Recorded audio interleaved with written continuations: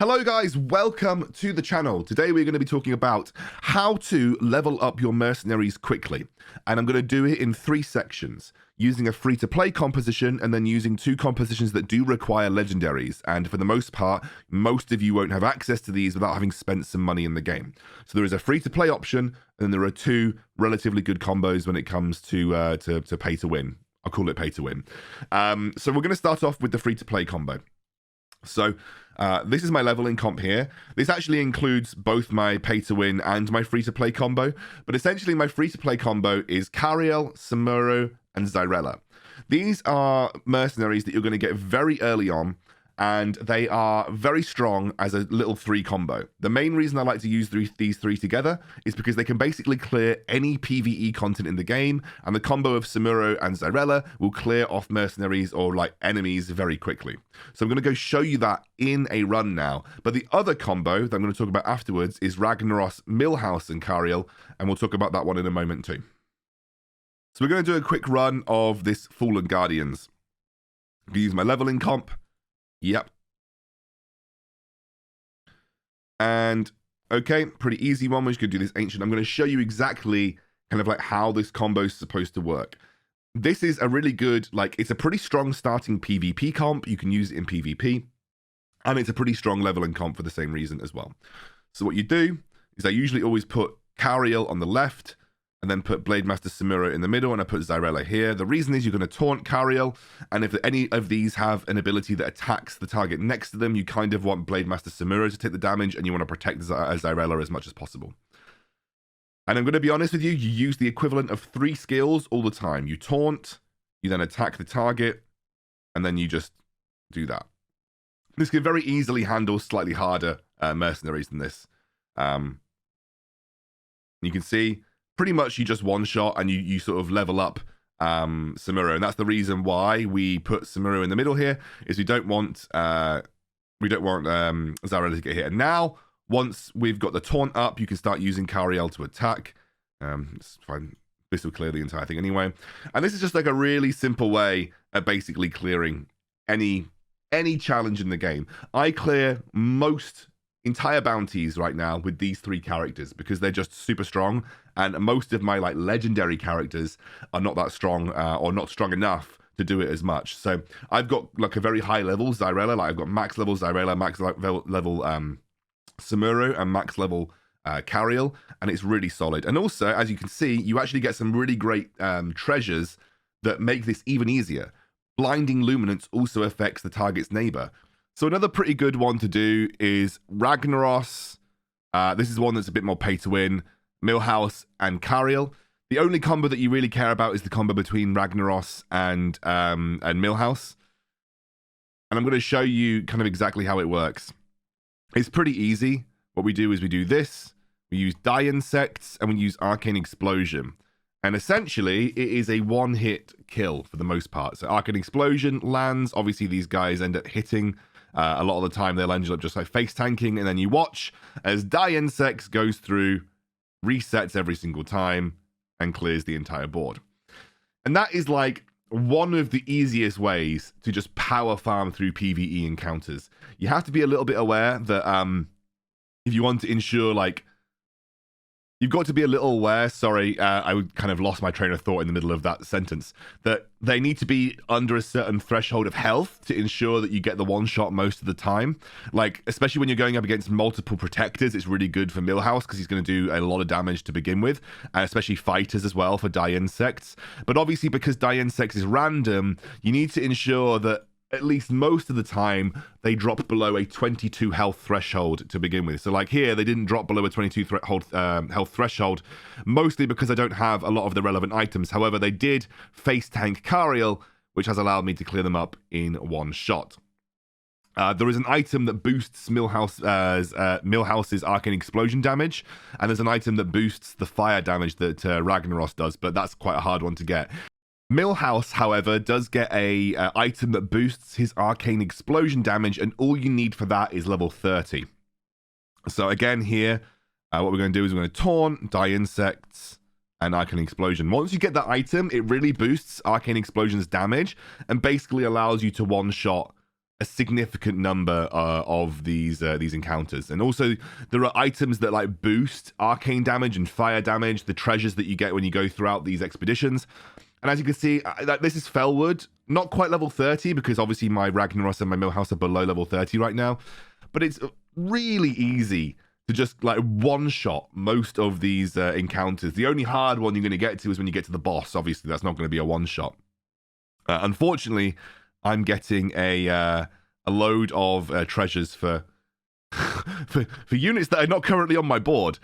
Also, you need to be aware that mysteries, they're a really good way to get tasks for mercenaries and get you extra coins and stuff to help level up abilities. So you just want to rush through and try and go for as many mystery tokens as possible, because again, rushing those tasks also does allow you to get those task level 7 items more quickly. And so the mysterious stranger nodes, they're pretty solid ones to find. So just keep doing bounties, keep trying to push yourself forward and find them.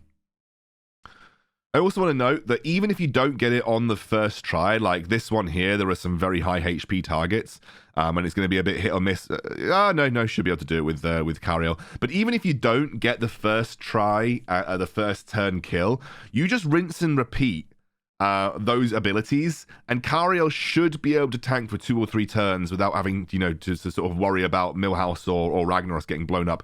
Like, this is my first run. You remember at the start of the video, Valen and Anduin were level 1. They're now level 10. So we're basically power leveling our way through. And you can see here, 3+ fire damage. Like, we take that, right? We go here. It's Sabotage. Fair enough. Varian Rin. This is a legendary encounter. I do just kind of want to show you this now, especially now that I've got the fire damage on Ragnaros. This legendary encounter might get cleared pretty quickly. We'll have to see. But even if it doesn't, I do want to show you, like, what can happen if you get to turn 2. They're mostly fighters, so it means that we're probably going to get a really good hit from Millhouse Manastorm. So I'm not expecting this to not be a turn 1 kill. But I'm also going to show you the power. Like, even in legendary encounters, this particular setup is really strong. It's definitely stronger than the free-to-play variant. But if you can find Ragnaros, Millhouse and Cariel are very, very, very low like requirements that you really don't have to worry too much about finding these guys, because they're very easy to find. Should now, just depending on which one I hit, there we go, we get 50. We're not going to get the 1-turn kill here. We pretty much got all of the 1-turn kill. Oh, we did. No, yeah, plus we had plus, of course, we had +3 fire damage. So there you go. That is a turn 1 legendary encounter just absolutely blown up by this comp. I think you've seen enough of this now. I'm leveling up Anduin and Prophet Valen to show you that. They're not going to be max level, but I'm going to show you enough to kind of understand how the Anduin and Prophet Valen comp works. So once I'm through this particular bounty, I'll show you Anduin and Prophet Valen. That is probably the most expensive one, but it is also another very, very strong clearing tool. It's also a pretty good little combo in PvP too. Like, even if it takes 2 turns, it can basically clear up an entire board. And again, Cariel is just so good at like healing herself and buying time for your board. So, like, right here is a PvP match, and I've basically cleaned up this guy's entire board in 2 turns, and it's still a really, really good PvP combo. And PvP is also a good way to level up your stuff. Plus, you get a load of free things from doing PvP, and it generally tries to match you against opponents that are about your level, with your level of mercenaries. So again, here, I'm just going to keep doing the same thing. Die insects, and again, two of these guys makes it pretty solid. And again, we're still doing Arcane Explosion as well. So, really easy, really simple, and basically, I mean, Ragnaros should at least kill, hopefully, one of them this turn. Yeah, there we go. So we're going to get a die insect on the next one. 44 there. Even if it takes 2 turns, all you're doing with Cariel is constantly healing yourself. I need to check.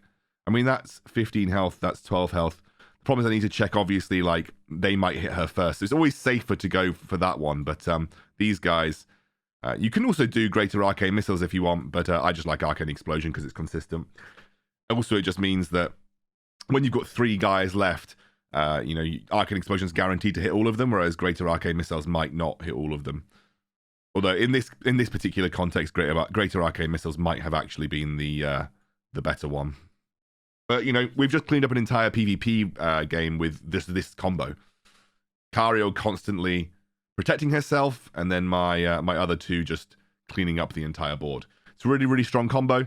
And, you know, if you can get Ragnaros, these two are really easy to get. So, you get Kariel at the start, and you should be able to find Millhouse pretty easily because he's a rare. So, it's a really, really easy combo. It just relies on Ragnaros, obviously, who's the hardest one to find.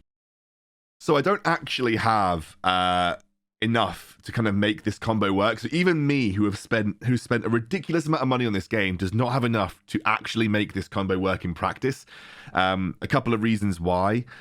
You need Valen's Blessing to be basically max level. The reason that you need Valen's Blessing to be max level is because you need it to be quicker than Anduin's Holy Nova. So what Valen does is that Valen's Blessing gives you you get plus holy damage, and your next holy ability casts twice. And then Anduin has Holy Nova, which basically then you Holy Nova twice, you get a huge amount of healing for your team, but also you deal a crap ton of damage. The other important part is that Harmonic Mallet is the important item if you want to make this combo work specifically. And Harmonic Mallet requires you to complete task 7, which is arguably the hardest thing to do on any of the equipment generation tasks for the characters. So I can't actually do this right now, but you generally tend to run Anduin, Valen, and Zyrella.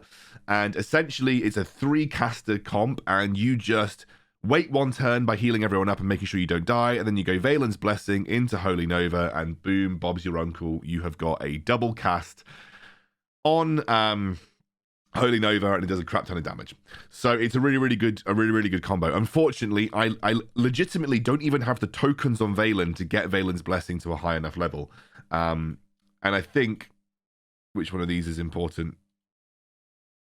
Doesn't matter. His itemization is unimportant. You could probably just do like splitting light deals 1 more damage just to get some more damage, but Valen's Blessing is the important one, and I can't yet I need 300 more Valen shards to actually get that to the point where it needs to be level 5 for it to be quicker than Anduin's Holy Nova. So it's a little bit annoying I can't show you it in practice, but Kripparian has got a really good video on it, so feel free to go and check that out.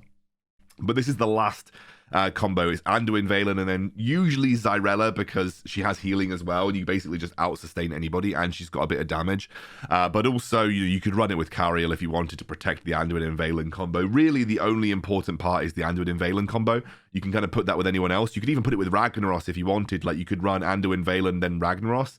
You know, if Ragnaros survives at the end, he just die insects the entire board, in case Anduin and Valen hasn't already cleared up the entire board.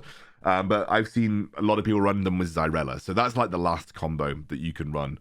And that's basically another power farming combo that's just basically, going to get you to basically clear PvE as quickly as possible. And it should be pretty decent versus PvP as well. But yeah, that is the 3 combos that I have seen that you can run to level up quickly. The free-to-play version with the combo between Kariel, Zyrella, and Samuro, and then you have the Ragnaros combo, which is a little harder. You just need the legendary, and then the Anduin Valen combo, which is much more money intensive. You need to be able to max these guys out to make it work really well. So yeah, those are the combos that you can run. I hope you enjoyed. If there's anything else you want to know about, like what else do you want to know about? PvP combos, PvE combos? Do you want to see a tier list? Like, just let me know what you guys want to see, because yeah, I'm kind of enjoying Hearthstone Mercenaries a lot. It's a very, very chill game, and I like that. I just kind of play it, and I don't have to worry too much about what's going on in the background. So yeah, it's a really, really good game for that sense, but obviously very pay to win, so take it as you will.